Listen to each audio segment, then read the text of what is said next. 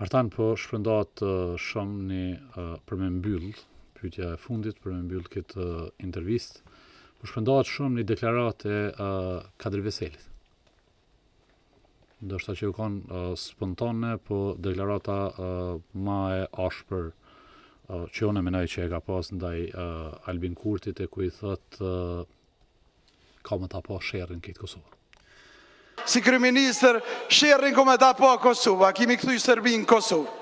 Po, kam pa dhe kam dëgjuar deklaratat e kryetarit Veseli, edhe të presidentit thashë, pi perspektivës sodit janë deklarata kogja profetike, sepse në farë forme pak edhe të frikshme, se ato janë dhonë para 5-6 vjetëve, 7 vjetëve, ndërsa nape jetojmë realitetin e aty në deklaratave të atërshëm.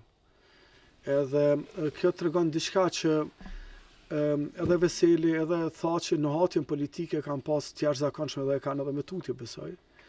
E kanë pas të jashtëzakonshme, e kanë njoft personalitetet, e kanë njoft të gjitha elitat politike, edhe jo rasisht janë ndër dy figurat që në histori kanë mbetë dhe kanë mbetë dhe shumë interesant zën një element. E kam thonë, ka pak figura politike në botë, edhe pak rase në botë, ku elitat politike, edhe si Kadri Veseli, edhe si Hashim Thaçi, edhe të tjerë, kanë marrë pjesë prej krijimit të idesë, për liri, çlirim, shtet fort, edhe deri te jetësimi i krejt atyne, duke qenë protagonist. Ka pak rase në botë, sepse që këtë cikli, prej idesë deri te krijimi forcimi shtetit është cikël që populli u ka zgjat me vite. Palestina se ka ala, s'po flas për shtete tjera, ose për tentim shtete.